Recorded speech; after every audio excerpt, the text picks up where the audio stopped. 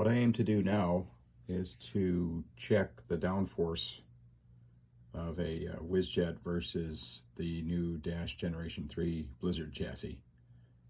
I will be using the same magnets in both cars. The cars have the same rear tire diameter, which is 0.326, the same front tire diameter, which is 0.302, and they both have dash armatures in them. So everything else is pretty much the same. Obviously the chassis are different. What I'm going to use, at least initially here, is what I think is a pretty simple setup. And once I get all the data, I guess we'll see for sure. But what I have made is a piece of test track, and I've cut this down to just big enough to fit a car on it. It's just a little more than 1.31 wide. It's just a little longer than, I think it's about 1 3/4 inches long. It actually weighs 6.8 grams. The average rail height is 0.12 inches. Actually, one rail is a little, I think one rail is 0.13 and the other one's about 0.115 or somewhere around there. But, so the average comes out to 0.12. It's using the rail that's 0.016 wide and 0.075 tall, give or take, which is basically the rail that's used on most of the normal freight tracks. So that's this thing. I've just taped a couple of old titanium drill blanks or axles to this piece of glass here to set this on. If I don't do that, I'm going to try to pick this thing up with a car, and it kind of sticks to the glass. So I haven't, because it traps air underneath or whatever. But having it on here, then it prevents that from happening. And then to add weight, if the car pulls more than 6.8 grams, in other words, it'll pick that piece of track up. I have other weights here that I've made. These are titanium or tungsten weights, all non-magnetic, 1/10 of a gram, all the way up to 1.2 grams in a 1/10 of a gram increment. So what I wasn't planning on doing is putting the the proper amount of weight in here. That's a 4/10 of a gram on a 6.8, so it's 7.2 grams, just as an example. This is a Wizzjet. I've removed the shoes. Now, I don't have to remove the shoes. I can leave the shoes on and then pick up the car by the shoes. But just to make things as simple as possible, I took the shoes off and set them aside. So the shoes aren't touching, there's no shoes to touch the track to push down on anything. So basically the procedure would be to just set this on here and kind of center it up and then just very slowly lift it. And if it picks it up, then that downforce, magnetic force, is at least equal to the weight of the track piece plus the weight I added to it. So you see there, it's picking it up. Just barely, but it's picking it up. That's 7.2 grams. So so my downforce is at least that much. So if I go to add another 1/10, that's 7.3 grams.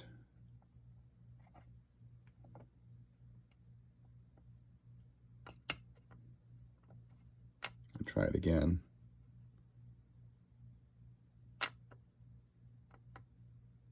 It's struggling a little bit. So my rule is that if it picks it up and it holds it for at least 5 seconds, that's good. If it doesn't hold it for 5 seconds and it just falls off, that doesn't count. I'm going to try to come up use that approach, and that's kind of how it works. So. And I'm not going to test it more than 10 times. If I go through 10 times and it doesn't pick it up, then it doesn't count. So, and then I'll keep repeating this over and over again, get a big series of numbers and take averages, and hopefully be able to reach some sort of conclusion about the downforce between the two cars. But anyway, so I'm trying to pick this up here, and it looks like it's sort of trying to do it. It's not really doing it. So based on that, I'd say this one, it's less than that. And got my scale here, and you can see what it weighs. So that's 7.3 grams. So before we had a smaller one, it's 7.2 grams. So in the next case, I would write down 7.2 grams and go on to the next test. So I'll test this Wizzjet car, and then I'll move those same magnets over into this T- car, tally up a whole bunch of numbers. I also plan on using this little scale I made up. I don't know if that's going to show up. Yeah, I made a little scale, and I can put a car on here. It's got a similar piece of test track on it, and it lifts that test track up, and I can put this car on here and get a number. And they kind of match up. It's sort of amazing, but anyway, that's 7.399 grams, so 7.4, so it's kind of in the same general area. And I'll take a whole bunch of readings with that too, and I'll tally all that up and see, you know, if I can reach some sort of conclusion on the whole thing. But anyway, that's just the general setup. I'll come back later with some data. Okay, before I go through and discuss the actual data I took, I want to go over a few things I discovered while I was taking the data. First and foremost, I guess, was the fact that the magnetic downforce from a car varies a little bit depending on the orientation of the armature. I guess it's how the armature interacts with the magnets. I think this is not new news. I think a lot of people knew about that, but anyway, I just want to point it out. So if you'll get a slightly different reading, generally speaking, although probably not a major difference, whether the armature pole is pointing forward or there's an armature pole pointing backwards. Now here, it's probably hard to tell, but the armature pole is pointing forwards. So I had to take data both ways and then average the two. Another thing that I've discovered was pretty important is that I need to make sure the magnets are fully seated in the bottom of the chassis before taking readings. If not, you get some variation in the readings, like the magnet will pop up just a couple of thousandths or something like that, or one of the magnets will move a little bit. So before I would take a set of readings, I would take a toothpick or a pencil and just push those magnets down just lightly, you know, make sure they're fully seated. You get in here and push down, so that they're all down all the way. Otherwise, you get more scatter in the data, and it's a lot more confusing to see the true picture. A few other minor points, especially when on the lifting track part, not on the scale. The scale didn't seem to care, but the lifting track, it did make a difference if the tires were clean.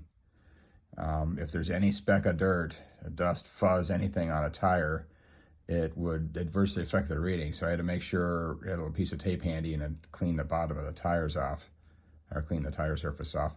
And same with the track. If over time, I think if you set a car on there over and over and over and over again, it tends to build up a tiny layer of silicone on there. So I would clean that off once in a while with a Q-tip and some QD cleaner to make sure that was nice and clean, just to get the most consistent results. And even then, you know, you'll see there's some scatter in the data.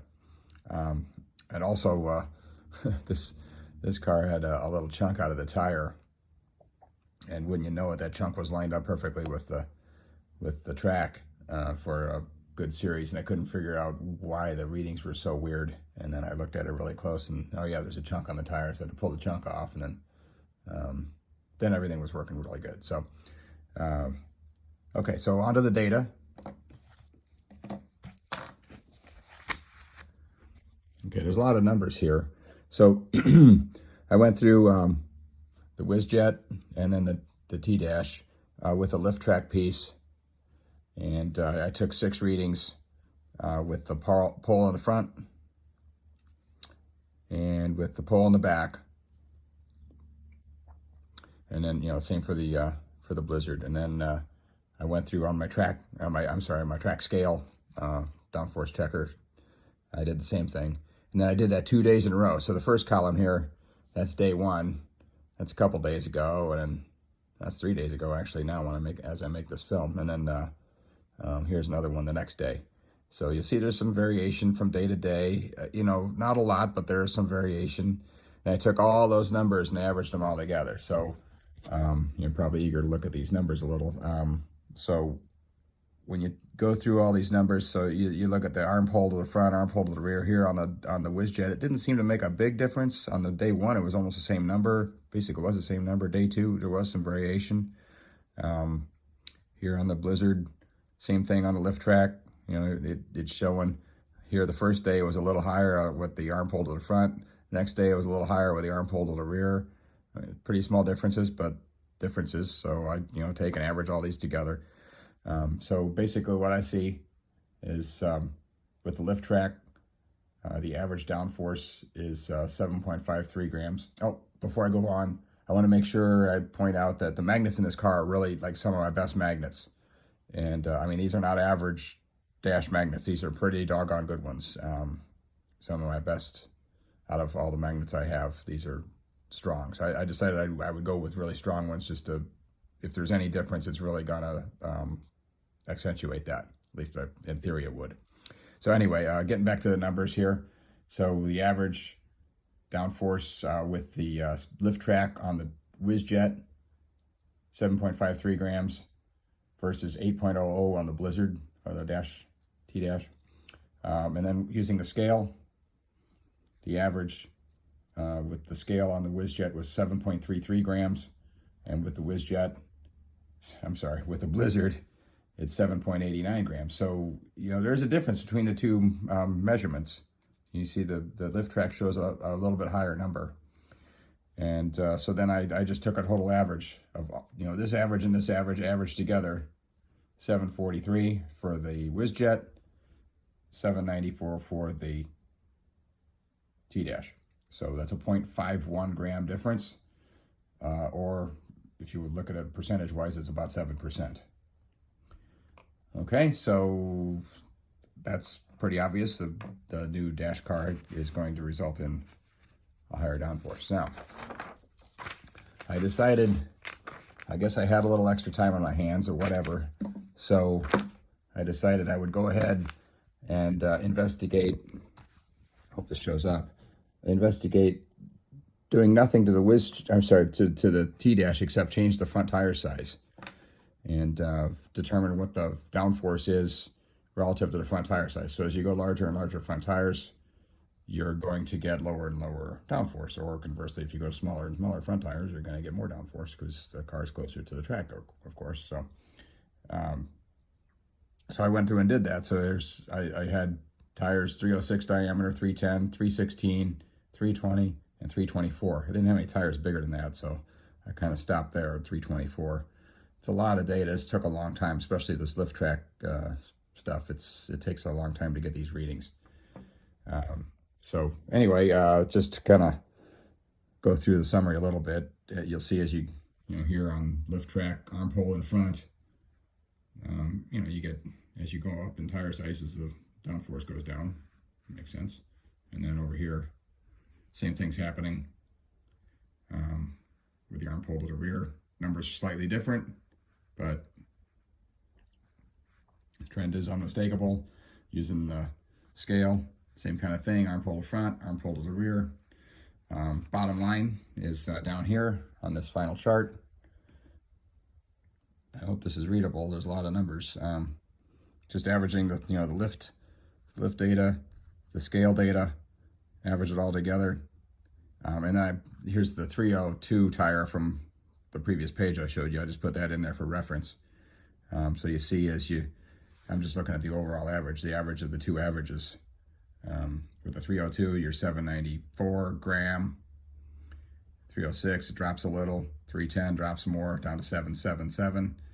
316, 320 down to 7.5. 324 down to 746.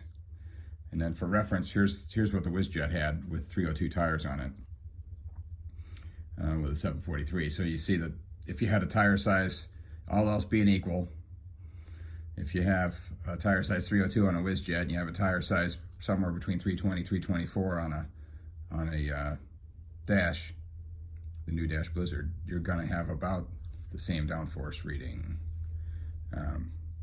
So just wanted to point that out. It was a fun little experiment, a good way to spend an afternoon.